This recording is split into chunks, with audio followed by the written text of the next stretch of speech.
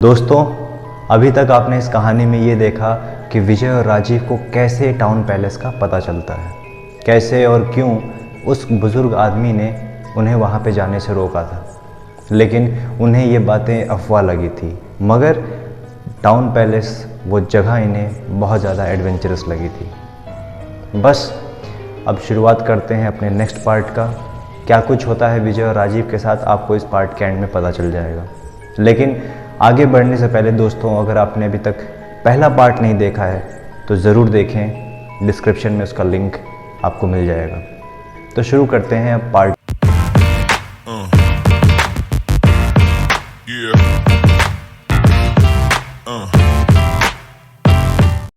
विजय और राजीव ने अपने लॉज पे क्लोज्ड बैनर टांग दिया था। ये बहुत साल बाद हो रहा था कि उनका लॉज बंद होने जा रहा था। वो अपनी तैयारियों में लगे हुए थे, कपड़े रख रहे थे, खाने पीने का सामान रख रहे थे और पैकिंग में लगे हुए थे। उनके पास एक ब्लैक कलर की सफारी थी और आप जानते हैं कि ऐसे बड़े ट्रिप के लिए उससे अच्छा कंपेनियन हो नहीं सकता। तो बस वो अपने सफ़र पे निकल चुके थे। गाड़ी में गाना, बैग में खाना, ना कोई किचकिच और ना किसी का ताना। कुछ ऐसा ही वो दोनों इस वक्त फील कर रहे थे। दोस्तों, अगर आप 800-900 किलोमीटर की ट्रिप पे निकलते हो तो शायद आप कहीं एक दिन पे स्टे करेंगे और फिर नेक्स्ट डे आराम से फ्रेश होकर निकलेंगे। अमूमन लोग ऐसा ही करते हैं, मगर इन दोनों का एक्साइटमेंट लेवल इतना हाई था कि इन्होंने कहीं भी ना रुकने का फ़ैसला किया था। ये दोनों बारी बारी से गाड़ी चला रहे थे और बस टाउन पैलेस की ओर बढ़ते जा रहे थे। टाउन पैलेस से कुछ 35 किलोमीटर पे एक जगह थी तेज नगर। ये दोनों वहाँ पे पहुँच चुके थे। उस समय गाड़ी राजीव चला रहा था और विजय सो रहा था। अभी रात के 2:30 बज रहे थे और अगर आपको याद हो तो इसी वक्त प्रशांत और उसके पापा की मौत हुई थी। राजीव गाड़ी चला रहा था, चलाते चलाते अचानक उसके गाड़ी की बोनट पे ऊपर से एक पेड़ की टहनी टूट कर गिरी। बहुत तेज़ आवाज़ आई, इतनी तेज़ आई कि राजीव ने चिल्लाया। उसकी चीख सुनकर विजय भी चौंक कर उठ गया। दोनों को कुछ समझ नहीं आया ये क्या हुआ।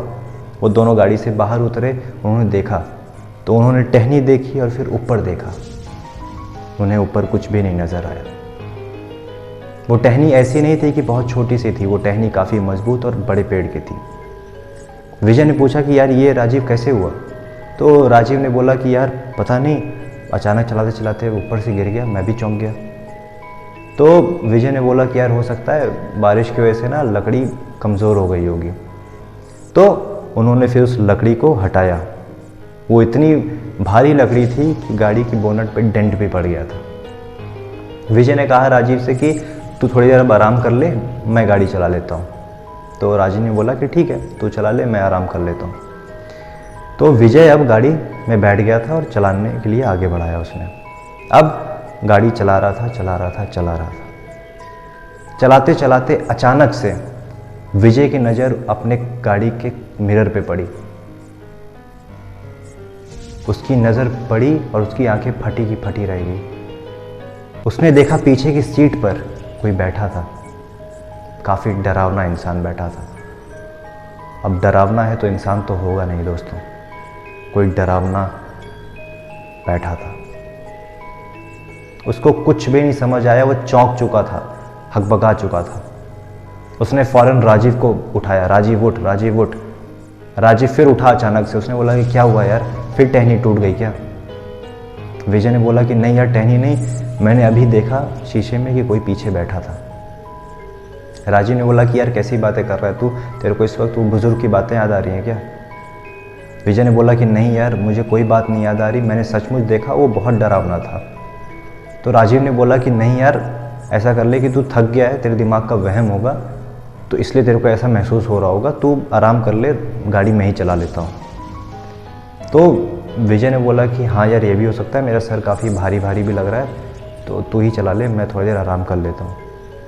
मगर उसके दिमाग में वो चीज़ थी, वो चेहरा इसके दिमाग में छप चुका था। विजय जाकर अपने गाड़ी में दूसरी तरफ बैठ गया, राजीव फिर आ गया चलाने के लिए।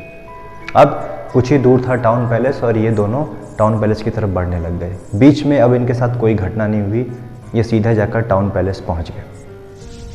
टाउन पैलेस पहुंचते ही अपनी गाड़ी से उतरे और इन्होंने जैसा सुन रखा था वैसा ही इन्होंने पाया। टाउन पैलेस उतना ही खूबसूरत, उतना ही आलीशान, हर तरफ हरियाली थी। इतना खूबसूरत था वो कि ये देखते देखते बस गुम हो गए दोनों। ये बस उसकी सुंदरता को निहार ही रहे थे कि अचानक से एक आदमी इनकी तरफ चलकर आया और उसने बोला कि सर कैसे आना हुआ। ये दोनों फिर चौंक गए। अगर आप भी कहीं गुम हैं और अचानक आपको कोई ऐसे हिलाकर बोले, जैसा आप महसूस करेंगे वैसा ही इनके साथ भी हुआ। ये चौंक गए। इन्होंने बोला कि जी आप कौन? तो उसने बोला कि सर मैं इस जगह पे देख रेख करता हूँ, कोई आता है तो मैं उन लोगों का ध्यान रखता हूँ। तो इन्होंने बोला कि हम यार यहाँ पे घूमने आए हैं कुछ दिनों के लिए। तो उसने कहा कि हाँ हाँ सर बिल्कुल आइए, आपका मैं अरेंजमेंट कर देता हूँ। तो विजय ने पूछा कि आप यहाँ पे कब से हो? तो उस आदमी ने बोला कि सर मैं तो काफ़ी सालों से हूँ यहाँ पे। तो विजय और राजीव ने बोला कि ठीक है, आप हमें चल के रूम दिखाइए, हम काफ़ी थक भी गए हैं। तो उस आदमी ने बोला कि हाँ सर चलिए मैं दिखा देता हूँ आपको रूम। फिर कुछ फॉर्मेलिटीज़ की और फिर जाके वो रूम की तरफ बढ़ने लग गए। रूम की तरफ बढ़ रहे थे तो विजय ने फिर एक सवाल उस आदमी से पूछा, क्योंकि उसके दिमाग में अभी भी वो चेहरा था। विजय ने पूछा उस आदमी से कि यहाँ पे सब कुछ ठीक तो है ना? तो उस आदमी ने बोला कि हाँ सर सब कुछ ठीक है, और आप ये जो सवाल पूछ रहे हैं मैं समझ सकता हूँ क्यों पूछ रहे हैं। इस जगह के बारे में सच्चाई कम और अफवाह ज़्यादा फैलाई गई है, मगर यहाँ पे ऐसा कुछ भी नहीं है, सब कुछ ठीक है, मैं बहुत सालों से यहाँ पे हूँ। तब जाकर कहीं विजय को थोड़ा सा सुकून मिला, उसको तसल्ली मिली। विजय और राजीव अब अपने अपने कमरे में जा चुके थे, दोनों सोने के लिए, ये बोलकर कि अब हम सुबह मिलेंगे घूमने टहलने के लिए। तो ये दोनों अपने अपने रूम में जाकर सो गए। लेकिन रात अभी ख़त्म नहीं हुई थी और इतनी जल्दी ख़त्म होने वाली लग भी नहीं रही थी। दोस्तों, विजय और राजीव अपने अपने कमरे में सो रहे थे और अब इस कहानी का आखिरी पड़ाव शुरू होता है। दोनों अपने अपने कमरे में सो रहे थे। विजय भी सो रहा था, राजीव भी सो रहा था। विजय सो रहा था और उसके दरवाजे पे अचानक ठक ठक किसी ने दस्तक दी। वो बहुत गहरी नींद में था, उसको कुछ भी नहीं सुनाई दिया। फिर ठक ठक इस बार थोड़ा तेज हुआ, लेकिन अभी भी वो काफ़ी गहरी नींद में था, उसको फिर से कुछ नहीं सुनाई दिया। फिर से एक बार ठक ठक फिर हुआ, लेकिन इस बार बहुत तेज हुई, इतनी तेज कि उसके कानों में वो चीज़ सुनाई दी। वो अचानक से उठा, उसको फिर कुछ समझ नहीं आया कि अब कौन आ सकता है इतनी रात को। उसने फिर तुरंत उठते ही पूछा, कौन है? कोई जवाब नहीं आया दरवाजे की उधर से, सिर्फ ठक ठक। उसने फिर पूछा, कौन है बताओ? कोई जवाब नहीं, सिर्फ ठक ठक। उसने हिम्मत जुटाकर अपने कदम उस दरवाजे की तरफ बढ़ाना शुरू किया, क्योंकि दरवाज़ा खोलना तो था ही। वो दरवाजे के पास पहुंचा, फिर उसने एक बार पूछा, कौन है? कोई जवाब नहीं आया। उसने फिर एक झटके से वो दरवाज़ा खोला और देखा कि बाहर राजीव खड़ा था। उसने कहा गुस्से में, यार पागल है क्या तू? मेरा हार्ट अटैक हो सकता था, और तू अभी इस वक्त यहाँ पे क्या कर रहा है? सोया नहीं तू? तो राजीव ने बोला कि यार मैं मजाक कर रहा था, लेकिन मुझे उस आदमी ने, मैं जब जा रहा था अपने कमरे में, उस आदमी ने बताया कि सर यहाँ का जो तालाब है वो इस वक्त सबसे ज़्यादा खूबसूरत लगता है, तो आप लोग को अगर जाना हो तो अभी आप जा सकते हैं उसको देखने के लिए, बहुत फेमस है वो। तो राजीव ने उस आदमी को, विजय को बताया कि ऐसा ऐसा उस आदमी ने बोला है, तो हम चल के तालाब को देख के आते हैं, और अगर मन हुआ तो तैर भी लेंगे थोड़ा बहुत। विजय ने बोला कि यार ठीक है, वैसे भी तूने चौंका के मेरे को डरा दिया है, तो ठीक है चल के देख लेते हैं। बस विजय और राजीव निकल गए तालाब की ओर। तो राजीव आगे था और विजय उसके थोड़ा सा पीछे था। लेकिन तभी विजय के दिमाग में एक बात आई। वो बात ये थी कि राजीव को तो पानी से डर लगता है, तो वो तैरने की बात कैसे कर सकता है। बस वो बात विजय के दिमाग में आई और विजय को सब कुछ क्रिस्टल क्लियर दिखाई देने लगा। उसको समझ आ चुका था कि वहाँ पे बहुत बड़ी गड़बड़ चल रही है, इतनी बड़ी कि उसमें जान भी जा सकती है। उसको ये भी पता चल चुका था कि जो इंसान राजीव बनकर आगे चल रहा है वो दरअसल राजीव है नहीं और ना ही वो एक इंसान है, वो कोई आत्मा थी। शायद वो प्रशांत की आत्मा थी या उसके पापा की आत्मा थी, लेकिन अब वो वहाँ से ऐसे भाग भी नहीं सकता था। और उसके दिमाग में राजीव का डर भी चलने लग गया था कि वो कहाँ पे होगा, क्या वो अपने कमरे में है या वो भी कहीं गायब है। उसको समझ आ चुका था कि अब यहाँ से भागना है, लेकिन कैसे। तो राजीव आगे चल रहा था, राजीव का मतलब वो आत्मा आगे चल रही थी और विजय पीछे चल रहा था। और तभी विजय ने बोला कि राजीव, मेरा पर्स लगता है कि यहीं पे कहीं गिर गया यार, मैं 1 मिनट ढूंढ लेता हूँ। तो राजीव ने बोला कि हाँ हाँ ढूंढ ले। तो वो कुछ दूर पीछे गया और ढूंढने का उसने नाटक करना शुरू किया। उसको मौका दिखा और वो सीधा भागने के लिए भागा, एकदम तेजी से वो भागा। लेकिन जब पीछे बुरा साया हो तो इतना आसान भी नहीं है भागना। अचानक से उसको पीछे से धक्का लगा और सीधा विजय पीछे की तरफ खींचता चला गया, पीछे की तरफ खींचता चला गया और सीधा जाके उस आत्मा के पास जाके गिर पड़ा। उसने उसको गर्दन से ऐसे उठा लिया ऊपर, आंखों में आंखें डालकर बोला कि आखिर तुझे पता चल ही गया कि मैं कौन हूँ, आखिर मेरी सच्चाई तेरे सामने आ गई। लेकिन अफसोस, अब तो इस सच्चाई को किसी और को नहीं बता पाएगा, क्योंकि तू जिंदा ही नहीं रहने वाला है। वो इतना उसने जकड़ के रखा था कि विजय की सांस अटक सी गई थी। वो हाथ पैर मार रहा था लेकिन कोई भी असर नहीं हो रहा था। हाथापाई में अचानक से विजय के गले में एक लॉकेट था शिव जी का। वो बाहर निकलता है और उस आत्मा के हाथ पर छू जाता है और अचानक से वो आत्मा गायब हो जाती है। विजय नीचे गिर जाता है ज़मीन पर। उसको अब भी कुछ नहीं समझ आ रहा था और ना वो समझना चाह रहा था। उसने आओ देखा ना ताओ, वो सीधा फिर भागा। भागते भागते उसे अपनी आवाज़ सुनाई दी, विजय विजय, कोई चिल्ला रहा था। उसने गौर से सुना तो वो राजीव चिल्ला रहा था।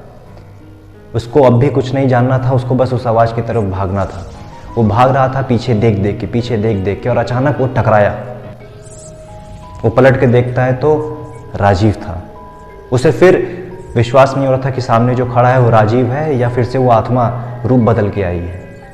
उसने फ़ौरन अपने गले से वो लॉकेट निकाला और उसको ऐसे टच कराया, लेकिन कोई असर नहीं हुआ। उसको पता चल चुका था ये राजीव है सचमुच। तो विजय ने राजीव से पूछा कि तेरी ये हालत कैसे हुई। उसके कपड़े फट चुके थे, उसके हाथ पैर पे बहुत सारी खरोचें थी।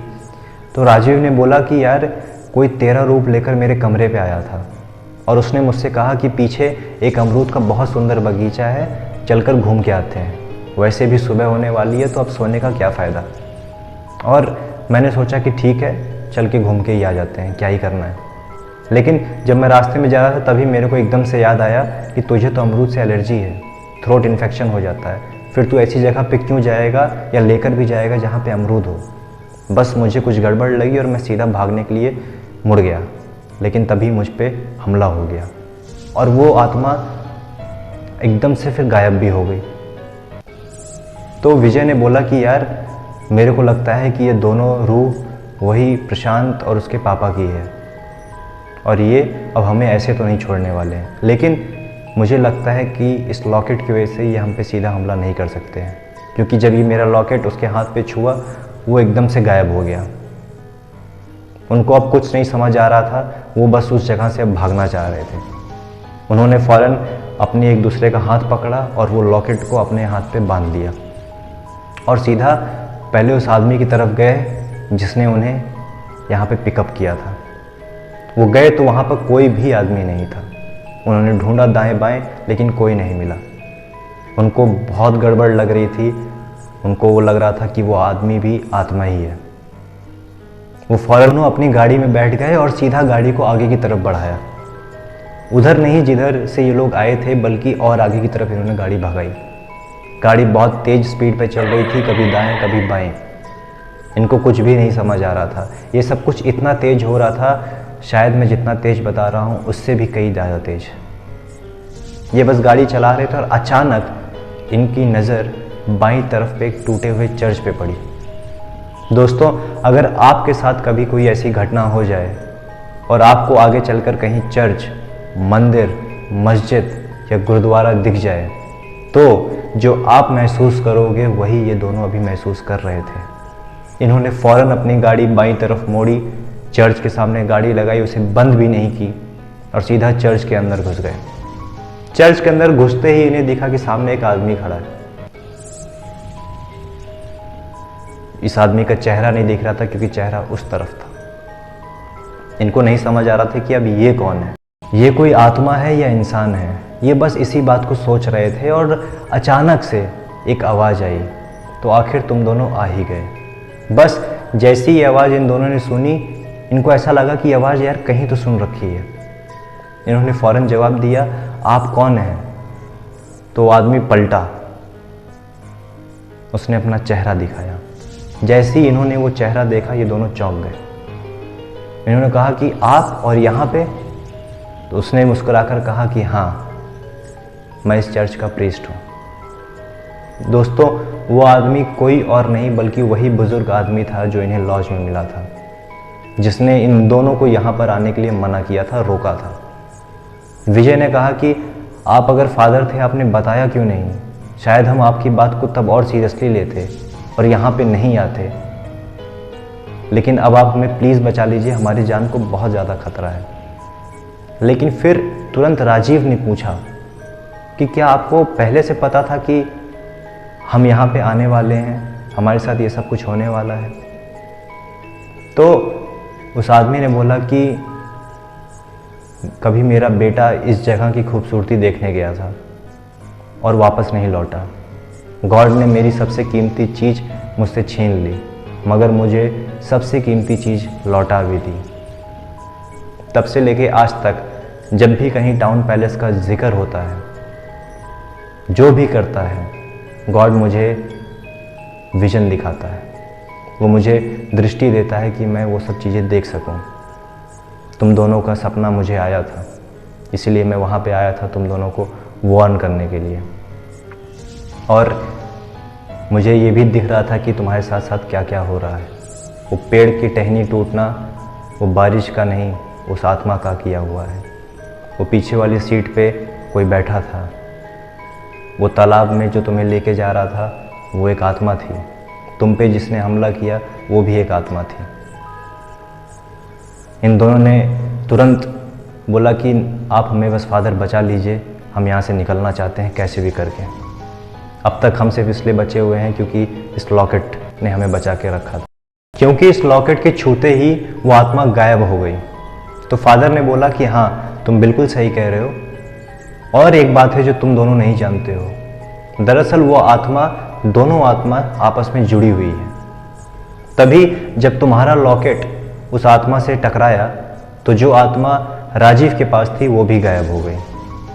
तो विजय ने बोला कि फादर, बस अब आप हमें कैसे भी करके यहाँ से मदद करिए निकलने में, हम यहाँ से जाना चाहते हैं।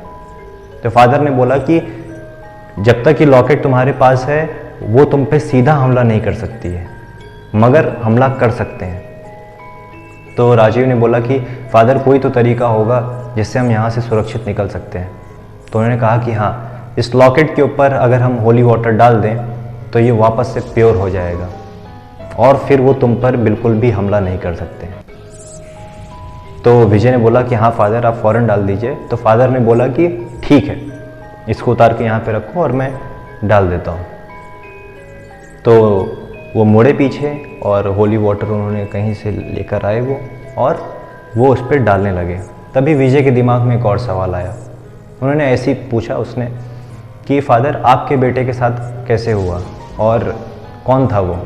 तो वो होली वाटर ऐसे डाल रहे थे और उसने विजय की तरफ देखा और जवाब दिया एक साइलेंस के बाद, मेरे बेटे का नाम प्रशांत है। बस वो नाम उन्होंने सुना और इससे पहले कि वो कुछ भी सोच पाते या समझ पाते, उन दोनों के पीछे किसी ने खंजर भोंक दिया। वो बिना तड़पे उनकी फौरन मौत भी हो गई।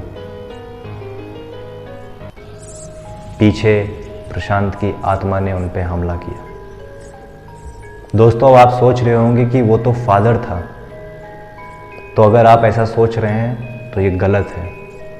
वहाँ कोई फादर नहीं था, वहाँ कोई चर्च नहीं था। वो सब एक मायाजाल था जिसमें विजय और राजीव फंस गए थे।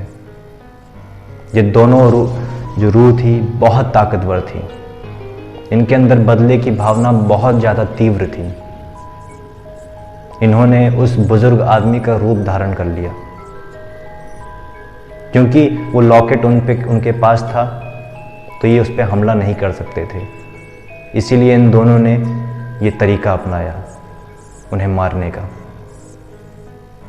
विजय और राजीव की मौत हो गई और टाउन पैलेस की ये कहानी इसी मोड़ पर।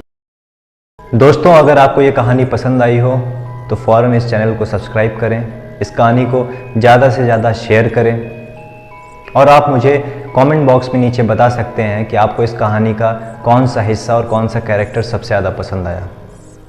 दोस्तों, आप मुझे ये भी बता सकते हैं कि आपको कौन से टॉपिक पे या किस जनरे में आपको अगली कहानी चाहिए। मैं कोशिश करूँगा आपके लिए जल्दी से जल्दी वो कहानी लेकर आऊँ। लेकिन तब तक के लिए अपना ख्याल रखिए। Good luck.